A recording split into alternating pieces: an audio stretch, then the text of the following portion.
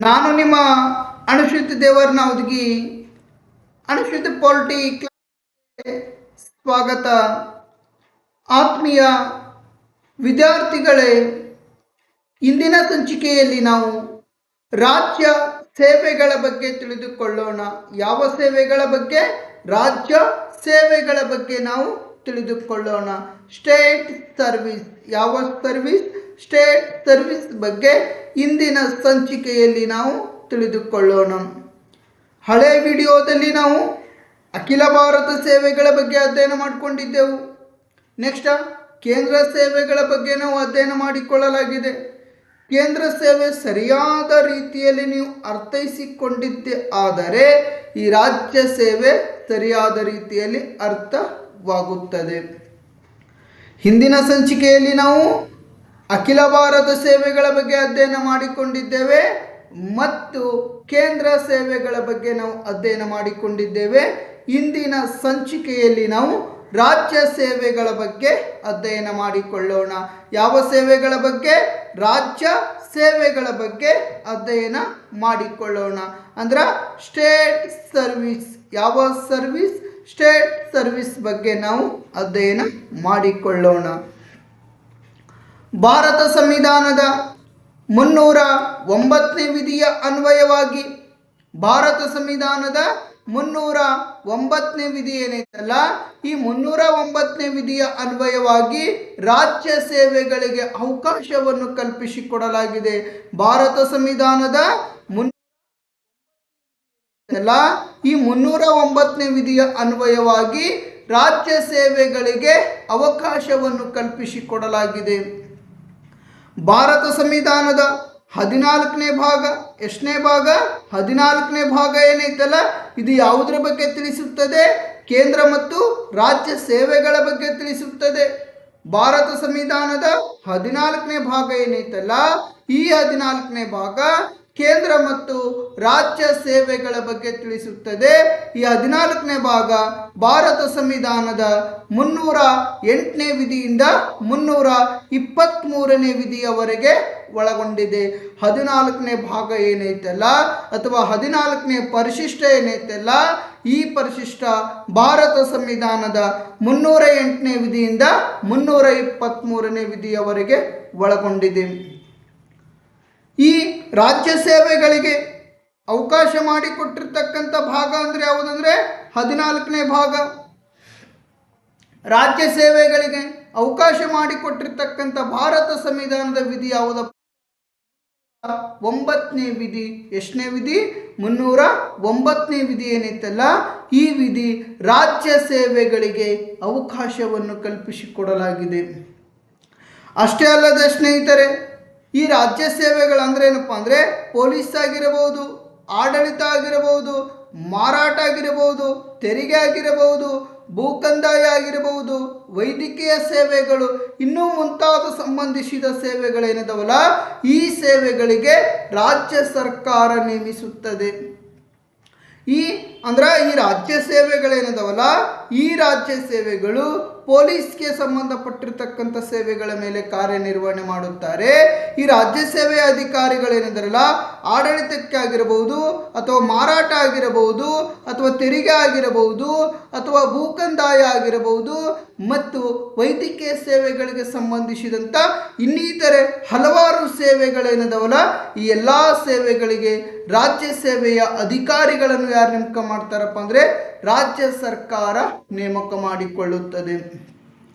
ರಾಜ್ಯ ಸೇವೆಗೆ ನೇಮಕ ಮಾಡಿಕೊಳ್ಳುವ ವಿಧಾನ, ಈ ರಾಜ್ಯ ಸೇವೆಗೆ ನೇಮಕ ಮಾಡಿಕೊಳ್ಳುವಂಥ ವಿಧಾನ ಏನೈತಲ್ಲ ಅಥವಾ ರಾಜ್ಯದಿಂದ ರಾಜ್ಯಕ್ಕೆ ವ್ಯತ್ಯಾಸಗಳನ್ನು ಕಾಣಬಹುದು. ಭಾರತದ ಒಕ್ಕೂಟ ವ್ಯವಸ್ಥೆಯಲ್ಲಿ 28 ರಾಜ್ಯಗಳದಾವ. ಎಷ್ಟು ರಾಜ್ಯಗಳದಾವ? 28 ರಾಜ್ಯಗಳದಾವ. ನಾ ಹಿಂದಿನ ಸಂಚಿಕೆಯಲ್ಲಿ 28 ರಾಜ್ಯದ ಹೆಸರು ಯಾವ ರೀತಿ ನೆನ್ಪಿಟ್ಕೊಳ್ಬೇಕಂತ ಹೇಳಿದ್ದೆ ನಾನು. 28 ರಾಜ್ಯಗಳು ಡಾಕ್ಟರ್ ಪುನೀತ್ ರಾಜ್ಕುಮಾರ್ ಅವರ ಹೆಸರಿನ ಮೇಲೆ ನೆನ್ಪಿಟ್ಕೊಳ್ಬೋದು. ಯಾರ ಹೆಸರಿನ ಮೇಲೆ? ಕರ್ನಾಟಕ ರತ್ನ ಪ್ರಶಸ್ತಿ ಪಡೆದಿರ್ತಕ್ಕಂಥ ಡಾಕ್ಟರ್ ಪುನೀತ್ ರಾಜ್ಕುಮಾರ್ ಹೆಸರಿನ ಮೇಲೆ ಏನಪ್ಪ ಅಂದ್ರೆ ಈ 28 ರಾಜ್ಯಗಳನ್ನು ನೆನ್ಪಿಟ್ಕೊಳ್ಬೋದು. ಈ 28 ರಾಜ್ಯಗಳಲ್ಲಿ ರಾಜ್ಯ ಸೇವೆಗಳಿಗೆ ನೇಮಕ ಮಾಡಿಕೊಳ್ಳುವಂಥ ವಿಧಾನ ಅಥವಾ ಸೇವಾ ನಿಬಂಧನೆಗಳೇನಿದಾವಲ್ಲ ರಾಜ್ಯದಿಂದ ರಾಜ್ಯಕ್ಕೆ ವ್ಯತ್ಯಾಸಗಳನ್ನು ಕಾಣಬಹುದು. ಇವತ್ತು ನಮ್ಮ ಕರ್ನಾಟಕ ರಾಜ್ಯದಲ್ಲಿ ಬೇರೆ ರೀತಿ ವಿಧಾನ ಐತಿ. ಇವತ್ತು ಮಹಾರಾಷ್ಟ್ರ ತೆಗೆದುಕೊಳ್ರಿ, ತಮಿಳುನಾಡು ತೆಗೆದುಕೊಳ್ರಿ, ತೆಲಂಗಾಣ ತೆಗೆದುಕೊಳ್ರಿ, ಆಂಧ್ರ ಪ್ರದೇಶ ತೆಗೆದುಕೊಳ್ರಿ, ಉತ್ತರ ಪ್ರದೇಶ ತೆಗೆದುಕೊಳ್ರಿ, ಬಿಹಾರ್ ತೆಗೆದುಕೊಳ್ರಿ, ಉತ್ತರಾಖಂಡ ತೆಗೆದುಕೊಳ್ರಿ, ಜಾರ್ಖಂಡ್ ತೆಗೆದುಕೊಳ್ರಿ, ಇನ್ನಿತರ ಹಲವಾರು ರಾಜ್ಯಗಳೇನಿದಾವಲ್ಲ ಈ ಎಲ್ಲ ರಾಜ್ಯಗಳಿಗೆ ಒಂದು ರಾಜ್ಯ ಸೇವೆಗೆ ನೇಮಕ ಮಾಡಿಕೊಳ್ಳುವಂಥ ವಿಧಾನ ಆಗಿರಬಹುದು. ಸೇವಾ ನಿಬಂಧನೆಗಳನ್ನು ನಾವು ವ್ಯತ್ಯಾಸಗಳನ್ನು ಕಂಡುಕೊಳ್ಬಹುದು. ಭಾರತದ ಒಕ್ಕೂಟ ಭೂ ವ್ಯವಸ್ಥೆಯಲ್ಲಿ ಎಷ್ಟು ರಾಜ್ಯಗಳಿದಾವ? 28 ರಾಜ್ಯಗಳಲ್ಲಿ ರಾಜ್ಯ ಸೇವೆಗೆ ನೇಮಕ ಮಾಡಿಕೊಳ್ಳುವಂಥ ವಿಧಾನ ಮತ್ತು ಸೇವಾ ನಿಬಂಧನೆಗಳನ್ನು ರಾಜ್ಯದಿಂದ ರಾಜ್ಯಕ್ಕೆ ವ್ಯತ್ಯಾಸಗಳನ್ನು ಕಂಡುಕೊಳ್ಳಬಹುದು. ನೆಕ್ಸ್ಟ್, ಈ ರಾಜ್ಯ ಸೇವೆಯ ಅಧಿಕಾರಿಗಳನ್ನು ರಾಜ್ಯ ಸರ್ಕಾರ ನೇಮಿಸುತ್ತಾರೆ. ರಾಜ್ಯ ಸೇವೆಯಲ್ಲಿ ಸೇವೆ ಸಲ್ಲಿಸುವಂಥ ಅಧಿಕಾರಿಗಳ ಸಮೂಹ ಏನೈತಲ್ಲ ಈ ಅಧಿಕಾರಿಗಳ ಸಮೂಹ, ರಾಜ್ಯ ಸೇವೆಯಲ್ಲಿ ಸೇವೆ ಸಲ್ಲಿಸುವಂಥ ಅಧಿಕಾರಿಗಳ ಸಮೂಹ ಏನೈತಲ್ಲ ಈ ಅಧಿಕಾರಿಗಳ ಸಮೂಹಕ್ಕೆ ಯಾರು ನೇಮಕ ಮಾಡುತ್ತಾರೆ ಅಂದರೆ ರಾಜ್ಯ ಸರ್ಕಾರ ನೇಮಕ ಮಾಡುತ್ತಾರೆ.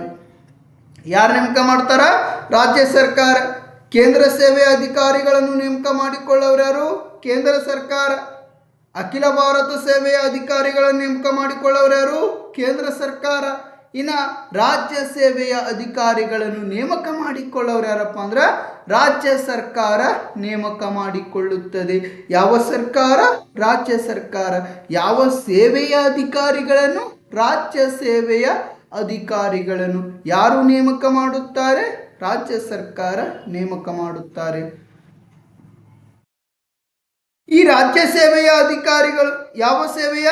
ರಾಜ್ಯ ಸೇವೆಯ ಅಧಿಕಾರಿಗಳೇನಿದಾರಲ್ಲ ಇವರು ಯಾರು ನಿಯಂತ್ರಣಕ್ಕೆ ಒಳಪಡುತ್ತಾರಪ್ಪ ಅಂದರೆ ರಾಜ್ಯ ಸರ್ಕಾರದ ನಿಯಂತ್ರಣಕ್ಕೆ ಒಳಪಟ್ಟು ಕಾರ್ಯನಿರ್ವಹಣೆ ಮಾಡುತ್ತಾರೆ. ಯಾಕೆ ರಾಜ್ಯ ಸರ್ಕಾರದ ನಿಯಂತ್ರಣಕ್ಕೆ ಒಳಪಟ್ಟು ಕಾರ್ಯನಿರ್ವಹಣೆ ಮಾಡುತ್ತಾರೆ ಎಂದರೆ ಈ ರಾಜ್ಯ ಸೇವೆಯ ಅಧಿಕಾರಿಗಳು ರಾಜ್ಯ ಸರ್ಕಾರದಿಂದ ನೇಮಕವಾಗುವುದರಿಂದ ಈ ರಾಜ್ಯ ಸೇವೆಯ ಅಧಿಕಾರಿಗಳೇನಿದಾರಲ್ಲ ಈ ಅಧಿಕಾರಿಗಳ ಸಮೂಹ ರಾಜ್ಯ ಸರ್ಕಾರದಿಂದ ನೇಮಕವಾಗ್ತಾರ. ಅದಕ್ಕಾಗಿ ಇವರು ರಾಜ್ಯ ಸರ್ಕಾರದ ನಿಯಂತ್ರಣಕ್ಕೆ ಒಳಪಟ್ಟು ಕಾರ್ಯನಿರ್ವಹಿಸುತ್ತಾರೆ. ರಾಜ್ಯ ಸೇವೆಯ ಅಧಿಕಾರಿಗಳ ಸಮೂಹ ಏನೈತಲ್ಲ ಈ ಸಮೂಹ ರಾಜ್ಯ ಸರ್ಕಾರದ ನಿಯಂತ್ರಣಕ್ಕೆ ಒಳಪಟ್ಟು ಕಾರ್ಯನಿರ್ವಹಿಸುತ್ತಾರೆ. ನೇಮಕ ಮಾಡಿಕೊಳ್ಳೋರು ಯಾರು? ರಾಜ್ಯ ಸರ್ಕಾರ. ಈ ರಾಜ್ಯ ಸೇವೆಯ ಅಧಿಕಾರಿಗಳು ಯಾರ ನಿಯಂತ್ರಣಕ್ಕೆ ಒಳಪಟ್ಟು ಕಾರ್ಯನಿರ್ವಹಣೆ ಮಾಡ್ತಾರ? ರಾಜ್ಯ ಸರ್ಕಾರದ ನಿಯಂತ್ರಣಕ್ಕೆ ಒಳಪಟ್ಟು ಕಾರ್ಯನಿರ್ವಹಣೆ ಮಾಡ್ತಾರೆ. ಹಾಗಾದರೆ ರಾಜ್ಯ ಸೇವೆಯ ಅಧಿಕಾರಿಗಳ ಸಮೂಹ ಏನೈತಲ್ಲ ಈ ಸಮೂಹ ಯಾವ ಪಟ್ಟಿಯ ಮೇಲೆ ಕಾರ್ಯನಿರ್ವಹಣೆ ಮಾಡುತ್ತಾರೆ ಅಂದರೆ ರಾಜ್ಯ ಪಟ್ಟಿಯಲ್ಲಿರ್ತಕ್ಕಂಥ 59 ವಿಷಯಗಳ ಮೇಲೆ. ಎಷ್ಟು ವಿಷಯಗಳ ಮೇಲೆ? 59 ವಿಷಯಗಳೇನದವಲ್ಲ ಈ 59 ವಿಷಯಗಳ ಮೇಲೆ ಕಾರ್ಯನಿರ್ವಹಣೆ ಮಾಡುತ್ತಾರೆ. ರಾಜ್ಯ ಸೇವೆಯ ಅಧಿಕಾರಿಗಳ ಸಮೂಹ ಏನೈತಲ್ಲ ಈ ಸಮೂಹ ರಾಜ್ಯ ಪಟ್ಟಿಯಲ್ಲಿರ್ತಕ್ಕಂಥ 59 ವಿಷಯಗಳ ಮೇಲೆ. ಎಷ್ಟು ವಿಷಯಗಳ ಮೇಲೆ? 59 ವಿಷಯಗಳ ಮೇಲೆ ಕಾರ್ಯನಿರ್ವಹಣೆ ಮಾಡುತ್ತಾರೆ. ಭಾರತ ಸಂವಿಧಾನದ 246ನೇ ವಿಧಿಯ ಅನ್ವಯವಾಗಿ, ಎಷ್ಟನೇ ವಿಧಿಯ ಅನ್ವಯವಾಗಿ? 246ನೇ ವಿಧಿಯ ಅನ್ವಯವಾಗಿ ಶಾಸನೀಯ ಅಧಿಕಾರಗಳನ್ನು ವಿಭಜನೆ ಮಾಡಿಕೊಳ್ಳಲಾಗಿದೆ. ಕೇಂದ್ರ ಪಟ್ಟಿ ಅಂತ ವಿಭಜನೆ ಮಾಡಿಕೊಳ್ಳಲಾಗಿದೆ. ನೆಕ್ಸ್ಟ್ ರಾಜ್ಯ ಪಟ್ಟಿ ಅಂತ ವಿಭಜನೆ ಮಾಡಿಕೊಳ್ಳಲಾಗಿದೆ. ನೆಕ್ಸ್ಟ್ ಏನಪ್ಪ ಅಂದ್ರೆ ಸಮವರ್ತಿ ಪಟ್ಟಿ ಅಂತ ವಿಭಜನೆ ಮಾಡಿಕೊಳ್ಳಲಾಗಿದೆ. ಈ ಕೇಂದ್ರ ಪಟ್ಟಿ ಅಂದರೆ ಎಷ್ಟು ವಿಷಯಗಳನ್ನು ಒಳಗೊಂಡೈತಿ ಅಂದರೆ 98 ವಿಷಯಗಳನ್ನು ಒಳಗೊಂಡೈತಿ. ಇನ್ನು ರಾಜ್ಯ ಪಟ್ಟಿ 59 ವಿಷಯಗಳನ್ನು ಒಳಗೊಂಡೈತಿ. ಇನ್ನು ಸಮವರ್ತಿ ಪಟ್ಟಿ 52 ವಿಷಯಗಳನ್ನು ಒಳಗೊಂಡೈತಿ. ಈ ಕೇಂದ್ರ ಪಟ್ಟಿಯ ಮೇಲೆ ಕೇಂದ್ರ ಸೇವೆಯ ಅಧಿಕಾರಿಗಳು ಕಾರ್ಯನಿರ್ವಹಣೆ ಮಾಡಿದರೆ ಈ ರಾಜ್ಯ ಪಟ್ಟಿಯ ಮೇಲೆ ರಾಜ್ಯ ಸೇವೆಯ ಅಧಿಕಾರಿಗಳು ಕಾರ್ಯನಿರ್ವಹಣೆ ಮಾಡುತ್ತಾರೆ.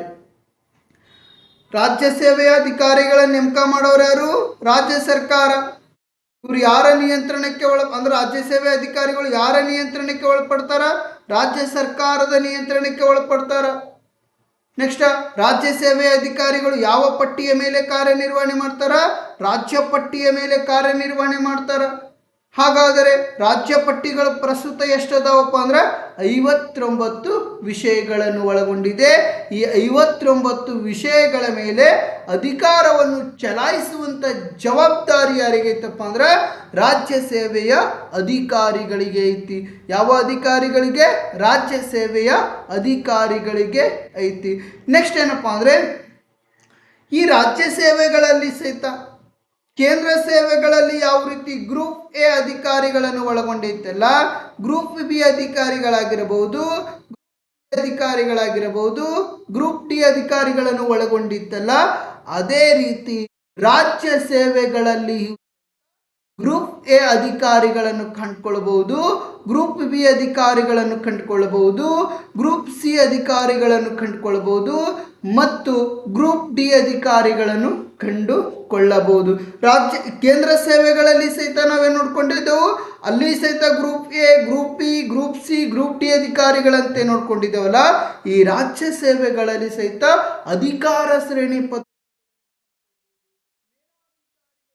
ಕೆಳ ಹಂತದ ಅಧಿಕಾರಿಗಳನ್ನು ನಾವು ಕಂಡುಕೊಳ್ಳಬಹುದು. ಇಲ್ಲಿ ಗ್ರೂಪ್ ಎ ಅನ್ನುವಂಥ ಅಧಿಕಾರಿಗಳು, ಗ್ರೂಪ್ ಬಿ ಅನ್ನುವಂಥ ಅಧಿಕಾರಿಗಳು, ಗ್ರೂಪ್ ಸಿ ಅನ್ನುವಂಥ ಅಧಿಕಾರಿಗಳು, ಗ್ರೂಪ್ ಡಿ ಅನ್ನುವಂಥ ಅಧಿಕಾರಿಗಳನ್ನು ಸಹಿತ ಈ ರಾಜ್ಯ ಸೇವೆಯು ಒಳಗೊಂಡಿದೆ ಅಂತ ಹೇಳಬಹುದು. ಹಾಗಾದರೆ ನಮ್ಮ ಕರ್ನಾಟಕ ರಾಜ್ಯ ಯಾವ ರಾಜ್ಯ? ಕರ್ನಾಟಕ ರಾಜ್ಯದಲ್ಲಿರ್ತಕ್ಕಂಥ ರಾಜ್ಯ ಸೇವೆಗಳನ್ನು ನಾವು ನೋಡುವುದಾದರೆ ನಮ್ಮ ಕರ್ನಾಟಕ, ಯಾರ ಕರ್ನಾಟಕ? ನಮ್ಮ ಕರ್ನಾಟಕ ಏನೈತಲ್ಲ, ಈ ಕರ್ನಾಟಕ ರಾಜ್ಯದಲ್ಲಿರ್ತಕ್ಕಂಥ ರಾಜ್ಯ ಸೇವೆಗಳನ್ನು ನಾವು ನೋಡುವುದಾದರೆ ಮೊದಲೇದು ಯಾವುದಪ್ಪ ಅಂದ್ರೆ ಕರ್ನಾಟಕ ಆಡಳಿತ ಸೇವೆಗಳು. ಕರ್ನಾಟಕ ಆಡಳಿತ ಸೇವೆಗಳು ಅತಿ ಹೆಚ್ಚು ಬಾರಿ ಎಕ್ಸಾಮ್ನಲ್ಲಿ ಕೇಳಿರ್ತಕ್ಕಂಥ ಪ್ರಶ್ನೆ. KAS ವಿಸ್ತರಿಸಿ ಅಂತ ಕೇಳ್ತಾನೆ. IAS ಆಗಿರಬಹುದು, IPS ಆಗಿರಬಹುದು, IFS ಆಗಿರಬಹುದು, UPSC ಆಗಿರಬಹುದು, KPSC ಆಗಿರಬಹುದು, JPSC ಆಗಿರಬಹುದು. ನೆಕ್ಸ್ಟ್ KAT ಯಾವ ರೀತಿ ಎಕ್ಸಾಮ್ನಲ್ಲಿ ಕೇಳ್ತಾನಲ್ಲ, ಅದೇ ರೀತಿ KAS ವಿಸ್ತರಿಸಿ ಅಂತ ಅತಿ ಹೆಚ್ಚು ಬಾರಿ ಎಕ್ಸಾಮ್ನಲ್ಲಿ ಕೇಳಿರ್ತಕ್ಕಂಥ ಪ್ರಶ್ನೆ. KAS ಅಂದರೆ ಕರ್ನಾಟಕ ಆಡಳಿತ ಸೇವೆಗಳು. ಇಂಗ್ಲಿಷ್ನಲ್ಲಿ ನಾವು ನೋಡುವುದಾದರೆ ಕರ್ನಾಟಕ ಅಡ್ಮಿನಿಸ್ಟ್ರೇಟಿವ್ ಸರ್ವಿಸ್ ಅಂತ ಅನ್ನಬಹುದು. KAS ಅಂದ್ರೆ ಕರ್ನಾಟಕ ಅಡ್ಮಿನಿಸ್ಟ್ರೇಟಿವ್ ಸರ್ವಿಸ್.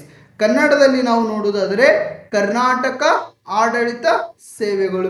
ನಮ್ಮ ಕರ್ನಾಟಕ ರಾಜ್ಯದಲ್ಲಿರ್ತಕ್ಕಂಥ ರಾಜ್ಯ ಸೇವೆ ಯಾವುದಪ್ಪ ಅಂದ್ರೆ ಕರ್ನಾಟಕ ಆಡಳಿತ ಸೇವೆ ಏನೈತಲ್ಲ, ಇದು ರಾಜ್ಯ ಸೇವೆಯಾಗಿದೆ. ನೆಕ್ಸ್ಟ್ ಕರ್ನಾಟಕ ರಾಜ್ಯ ಪೊಲೀಸ್ ಸೇವೆಗಳೇನಿದಾವಲ್ಲ, ಇದು ಸಹಿತ ನಮ್ಮ ರಾಜ್ಯದ ಅಂದ್ರೆ ರಾಜ್ಯ ಸೇವೆಯಾಗಿದೆ. ಇನ್ನು ಕರ್ನಾಟಕ ಕಂದಾಯ ಸೇವೆ ಏನೈತಲ್ಲ, ಇದು ಸಹಿತ ನಮ್ಮ ರಾಜ್ಯದ ರಾಜ್ಯ ಸೇವೆಯಾಗಿದೆ.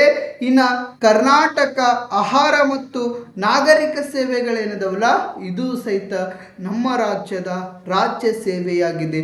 KAS ಅಂದ್ರೆ ಕರ್ನಾಟಕ ಅಡ್ಮಿನಿಸ್ಟ್ರೇಟಿವ್ ಸರ್ವಿಸ್, ಕರ್ನಾಟಕ ಆಡಳಿತ ಸೇವೆ, ಇದು ಸಹಿತ ಏನಪ್ಪ ಅಂದ್ರೆ ರಾಜ್ಯ ಸೇವೆಯಾಗಿದೆ. ನೆಕ್ಸ್ಟ್ ಕರ್ನಾಟಕ ರಾಜ್ಯ ಪೊಲೀಸ್ ಸೇವೆ, ಇದು ಸಹಿತ ರಾಜ್ಯ ಸೇವೆಯಾಗಿದೆ. ನೆಕ್ಸ್ಟ್ ಕರ್ನಾಟಕ ಕಂದಾಯ ಸೇವೆ, ಇದು ಸಹಿತ ರಾಜ್ಯ ಸೇವೆಯಾಗಿದೆ. ಕರ್ನಾಟಕ ಆಹಾರ ಮತ್ತು ನಾಗರಿಕ ಸರಬರಾಜು ಸೇವೆ, ಇದು ಸಹಿತ ಏನಪ್ಪ ಅಂದ್ರೆ ನಮ್ಮ ರಾಜ್ಯದ ರಾಜ್ಯ ಸೇವೆಯಾಗಿದೆ. ಮತ್ತೆ ಯಾವಪ್ಪ ಅಂದ್ರೆ ಕರ್ನಾಟಕ ಇಂಜಿನಿಯರಿಂಗ್ ಸೇವೆಗಳೇನಿದಾವಲ್ಲ, ಇದು ಸಹಿತ ನಮ್ಮ ರಾಜ್ಯದ ರಾಜ್ಯ ಸೇವೆಯಾಗಿದೆ.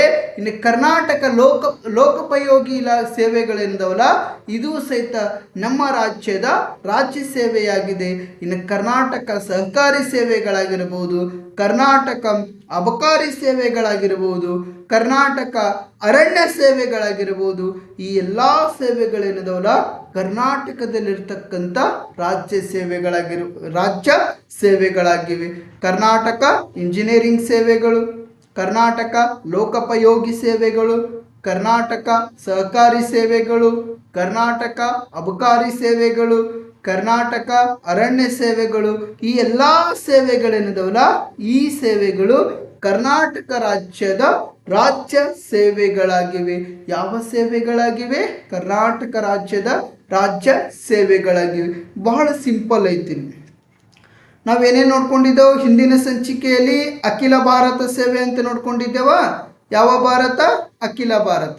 ಇನ್ನು ನೆಕ್ಸ್ಟ್ ಏನಪ್ಪ ಅಂದ್ರೆ ಕೇಂದ್ರ ಸೇವೆ. ನೆಕ್ಸ್ಟ್ ಏನಪ್ಪ ಅಂದ್ರೆ ರಾಜ್ಯ ಸೇವೆಗಳ ಬಗ್ಗೆ. ಈ ಕೇಂದ್ರ ಸೇವೆ ಅಧಿಕಾರಿಗಳಿಗೆ ಯಾರು ನೇಮಕ ಮಾಡ್ತಾರ? ಕೇಂದ್ರ ಸರ್ಕಾರ ನೇಮಕ ಮಾಡ್ತಾರ. ಯಾವ ಸರ್ಕಾರ? ಕೇಂದ್ರ ಸರ್ಕಾರ ನೇಮಕ ಮಾಡ್ತಾರ. ಹಾಗಾದರೆ ಇವರು ಎಲ್ಲಿ ಸೇವೆಯನ್ನು ಸಲ್ಲಿಸ್ತಾರ? ಕೇಂದ್ರದಲ್ಲಿ ಆದರೂ ಸೇವೆ ಸಲ್ಲಿಸಬಹುದು ಮತ್ತು ರಾಜ್ಯದಲ್ಲಿ ಆದರೂ ಸೇವೆ ಸಲ್ಲಿಸಬಹುದು. ಈ ಕೇಂದ್ರ ಸೇವೆ ಅಧಿಕಾರಿಗಳು ಯಾರ ನಿಯಂತ್ರಣಕ್ಕೆ ಒಳಪಟ್ಟು ಕಾರ್ಯನಿರ್ವಹಣೆ ಮಾಡ್ತಾರ? ಕೇಂದ್ರ ಸರ್ಕಾರದ ನಿಯಂತ್ರಣಕ್ಕೆ ಒಳಪಟ್ಟು ಕಾರ್ಯನಿರ್ವಹಣೆ ಮಾಡ್ತಾರ. ಇನ್ನು ಕೇಂದ್ರ ಸೇವೆಯ ಅಧಿಕಾರಿಗಳನ್ನು ಯಾರು ನೇಮಕ ಮಾಡ್ತಾರ? ಕೇಂದ್ರ ಸರ್ಕಾರ ನೇಮಕ ಮಾಡ್ತೈತಿ. ಯಾವ ಸರ್ಕಾರ? ಕೇಂದ್ರ ಸರ್ಕಾರ ನೇಮಕ ಮಾಡ್ತದ. ಇವ್ರು ಎಲ್ಲಿ ಸೇವೆ ಸಲ್ಲಿಸ್ತಾರ? ಕೇಂದ್ರ ಸರ್ಕಾರದಲ್ಲಿ ಮಾತ್ರ, ಅಂದ್ರೆ ಕೇಂದ್ರದಲ್ಲಿ ಮಾತ್ರ ಸೇವೆ ಸಲ್ಲಿಸ್ತಾರ. ನೆಕ್ಸ್ಟ್ ಇವರು ಯಾರ ನಿಯಂತ್ರಣಕ್ಕೆ ಒಳಪಡ್ತಾರ? ಕೇಂದ್ರದ ನಿಯಂತ್ರಣಕ್ಕೆ ಒಳಪಡ್ತಾರ. ನೆಕ್ಸ್ಟ್ ಏನಪ್ಪ ಅಂದರೆ ಇವರು ಎಷ್ಟು ಪಟ್ಟಿಯ ಮೇಲೆ ಕಾರ್ಯನಿರ್ವಹಣೆ ಮಾಡ್ತಾರ? 98, ಅಂದರೆ ಕೇಂದ್ರ ಪಟ್ಟಿಯಲ್ಲಿರ್ತಕ್ಕಂಥ 98 ವಿಷಯಗಳ ಮೇಲೆ. ಈ ಕೇಂದ್ರ ಸರ್ಕಾರಕ್ಕೆ ಸಂಬಂಧಿಸಿದಂಥ ಭಾರತ ಸಂವಿಧಾನದ ವಿಧಿ 312. ಇನ್ನು ಅಖಿಲ ಭಾರತ ಸೇವೆಗೆ ಸಂಬಂಧಿಸಿದ ಭಾರತ ಸಂವಿಧಾನದ ವಿಧಿ 312. ಇನ್ನು ರಾಜ್ಯ ಸೇವೆಗೆ ಸಂಬಂಧಿಸಿದಂಥ ಭಾರತ ಸಂವಿಧಾನದ ವಿಧಿ 309ನೇ ವಿಧಿ. ಈ ರಾಜ್ಯ ಸೇವೆಯ ಅಧಿಕಾರಿಗಳನ್ನು ನೇಮಕ ಮಾಡೋರು ಯಾರು? ರಾಜ್ಯ ಸರ್ಕಾರ ನೇಮಕ ಮಾಡ್ತಾರ. ಇವರಲ್ಲಿ ಸೇವೆ ಸಲ್ಲಿಸ್ತಾರ? ರಾಜ್ಯಗಳಲ್ಲಿ ಮಾತ್ರ ಸೇವೆ ಸಲ್ಲಿಸ್ತಾರ. ನೆಕ್ಸ್ಟ್ ಇವರು ಯಾರ ನಿಯಂತ್ರಣಕ್ಕೆ ಒಳಪಡ್ತಾರ? ರಾಜ್ಯ ಸರ್ಕಾರದ ನಿಯಂತ್ರಣಕ್ಕೆ ಒಳಪಟ್ಟು ಕಾರ್ಯನಿರ್ವಹಣೆ ಮಾಡ್ತಾರ. ಹಾಗಾದರೆ ಎಷ್ಟು ಅಂಶಗಳ ಮೇಲೆಪ್ಪ ಅಂದ್ರೆ 59 ಅಂಶಗಳ ಮೇಲೆ. ರಾಜ್ಯ ಪಟ್ಟಿಯಲ್ಲಿರ್ತಕ್ಕಂಥ 59 ಅಂಶಗಳೇನಿದಾವಲ್ಲ, ಈ 59 ಅಂಶಗಳ ಮೇಲೆ ಕಾರ್ಯನಿರ್ವಹಣೆ ಮಾಡೋರು ಯಾರಪ್ಪ ಅಂದ್ರೆ ರಾಜ್ಯ ಸೇವೆಯ ಅಧಿಕಾರಿಗಳು. ಅಖಿಲ ಭಾರತ ಸೇವೆ, ಕೇಂದ್ರ ಸೇವೆ, ರಾಜ್ಯ ಸೇವೆ. ಇಷ್ಟೇನಪ್ಪ ಜಾಸ್ತಿ ನಿಮಗಿಲ್ಲಿ ಅಖಿಲ ಭಾರತ ಏನೈತಲ್ಲ ಇಲ್ಲಿ ಭಾಳ ಆದ್ರೆ ಏನು ಮಾಡ್ತಾನೆ? 2 ಮಾರ್ಕ್ಸಿಗೆ ಕೇಳ್ತಾನೆ. ಅಖಿಲ ಭಾರತಕ್ಕೆ ಅಂದರೆ ಅಖಿಲ ಭಾರತ ಸೇವೆಗಳು ಯಾವುವು ಅಂತ ಕೇಳ್ತಾನೆ. ಅಲ್ಲಿ ಯಾವ್ಯಾವು? IAS ಅಂತ ಬರೀಬೇಕು, IPS ಆಗಿರ್ಬೋದು, ನೆಕ್ಸ್ಟ್ IFS. ಇವೆಲ್ಲ ಏನಪ್ಪ ಅಂದ್ರೆ ಅಖಿಲ ಭಾರತ ಸೇವೆಗಳು. ಇನ್ನು ಕೇಂದ್ರ ಸೇವೆಗಳಂತ ಕೇಳ್ತಾನೆ. ಕೇಂದ್ರ ಸೇವೆಗಳು ಭಾರತ ಲೆಕ್ಕ ಪರಿಶೋಧನಾ ಸೇವೆಗಳು, ಭಾರತೀಯ ವಿದೇಶಾಂಗ ಸೇವೆಗಳು, ಭಾರತೀಯ ರೈಲ್ವೆ ಸೇವೆಗಳು, ಭಾರತೀಯ ಮಾಹಿತಿ ಸೇವೆಗಳು, ಭಾರತೀಯ ಕೆಲವೊಂದಿಷ್ಟು ಏನಪ್ಪ ಅಂದ್ರೆ ಭಾರತೀಯ ರೈಲ್ವೆ ಸೇವೆ ಆಗಿರ್ಬೋದು, ಮಾಹಿತಿ ಸೇವೆ ಆಗಿರ್ಬೋದು, ಅಂಚೆ ಸೇವೆ ಆಗಿರ್ಬೋದು. ಇಲ್ಲದ ಕರ್ನಾಟಕ ಇಂಜಿನಿಯರಿಂಗ್ ಸೇವೆ, ಕರ್ನಾಟಕ ಆಡಳಿತ ಸೇವೆ, ಕರ್ನಾಟಕ ಲೋಕೋಪಯೋಗಿ ಸೇವೆ, ಕರ್ನಾಟಕ ಸಹಕಾರಿ ಸೇವೆ, ಕರ್ನಾಟಕ ಅಬಕಾರಿ ಸೇವೆ, ಕರ್ನಾಟಕ ಸೇವೆಗಳು. ಇಷ್ಟಾದ್ರೆ ಏನಪ್ಪ ಅಂದ್ರೆ ಇಲ್ಲಿಗೆ ರಾಜ್ಯ ಸೇವೆಗಳು ಮುಕ್ತಾಯವಾಯಿತು. ಇನ್ನೂ ಯಾರು ಅನ್ಶುದ್ ಪಾಲಿಟಿ ಯೂಟ್ಯೂಬ್ ಚಾನಲ್ ಏನೈತಲ್ಲ, ಇದಕ್ಕೆ ಯಾರು ನೀವು ಸಬ್ಸ್ಕ್ರೈಬ್ ಮಾಡ್ಕೊಂಡಿಲ್ಲಲ್ಲ, ಆದಷ್ಟು ಬೇಗನೆ ಸಬ್ಸ್ಕ್ರೈಬ್ ಮಾಡಿಕೊಳ್ಳಿ, ಲೈಕ್ ಮಾಡಿ. ವಿಷಯದಲ್ಲಿ ನಿಮಗೆ ಏನಾದರೂ ಗೊಂದಲ ಉಂಟಾದರೆ ಕಮೆಂಟ್ ಬಾಕ್ಸ್ನಲ್ಲಿ ಕಮೆಂಟ್ ಮಾಡಿ, ಅದಕ್ಕೆ ನಾನು ಉತ್ತರಿಸುತ್ತೇನೆ. ಇಲ್ಲಿಗೆ ನಾನು ಇಂದಿನ ಸಂಚಿಕೆಯನ್ನು ಮುಕ್ತಾಯಗೊಳಿಸುತ್ತಿದ್ದೇನೆ. ಎಲ್ಲರಿಗೂ ಶುಭವಾಗಲಿ.